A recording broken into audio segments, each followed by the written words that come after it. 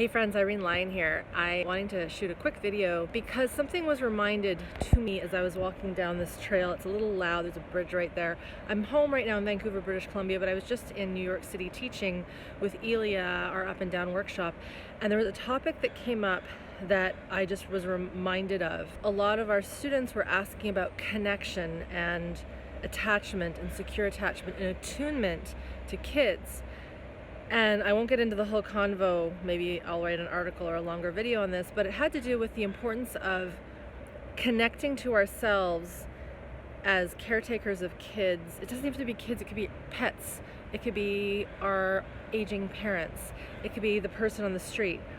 In order to connect to people and for them to feel connected to and attuned to, we need to give people their 100% attention. We need to give them our attention, our listening, our feeling, our physicality. And so we had some funny things that we did to prove a point in the workshop around, like, if a kiddo gets hurt and we're staring at our phone, not connecting to them or seeing them, maybe we're at a park and we're letting them play and they're old enough to play on their own, and if we're just staring at our phone, scrolling through whatever, and we're not watching. It's not about being a helicopter parent. It's just watching, connecting. When they look up and smile at us because they've just, gotten off the monkey bars, that connection, that was so cool. How was that? Let's see that again, whatever. That connection and them knowing that we're there, that is how healthy nervous system function starts. So the reason I was reminded of it, because this is also a safety issue. I was just, like I said, walking down here, and there was a mother pushing her newborn baby in a stroller. She was staring at her phone. I could see that. She was walking pretty slowly, and this is a safe neighborhood. But she was startled when she saw me because she was immersed in, and I saw it was Instagram. Again, nothing wrong with looking at social media when we're walking. I wouldn't recommend it all the time, but if you are with your child, and if you are wanting to form connection and safety and actually know what's around you and what is safe, there needs to be a seeing in the environment, a connection with the little one, even if they're sleeping. That presence that you are there and you are feeling them and watching the trees. There's an eagle's nest right up here. All these things. Maybe we're humming to ourselves. Maybe we're just talking to the little one softly. If they're cooing and talking and looking, that's what builds a healthy system. But if we're immersed in this for other reasons, and you know what, sure, maybe we have to check something quickly, or we need to make an appointment, or our partner calls us, fine. If it's a quick little thing, different than being fully ocularly locked on the phone. That's a true concept. It's called ocular lock.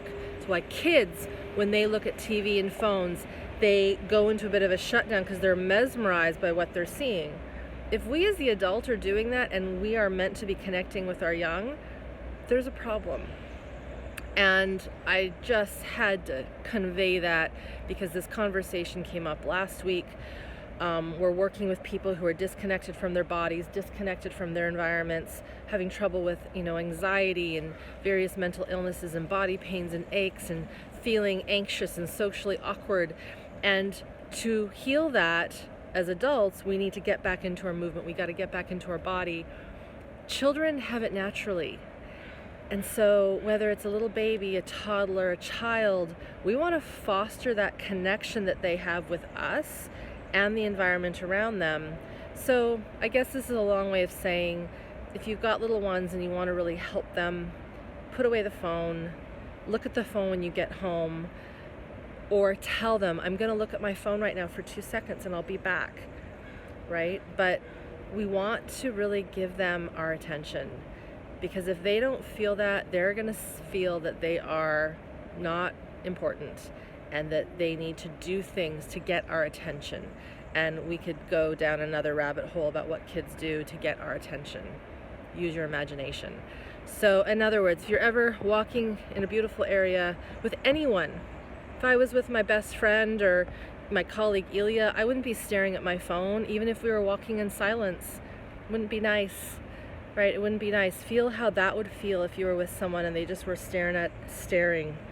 If you're watching a movie with a friend and they're just staring at their phone, sure, they're not bothering you, but you can tell that they're not there. They don't care. They're not connected. It's the same thing with our young. So put it away. Pay attention to them. Use that time to meditate with yourself. Send them good intentions, the universe good intentions, because God knows we need it right now.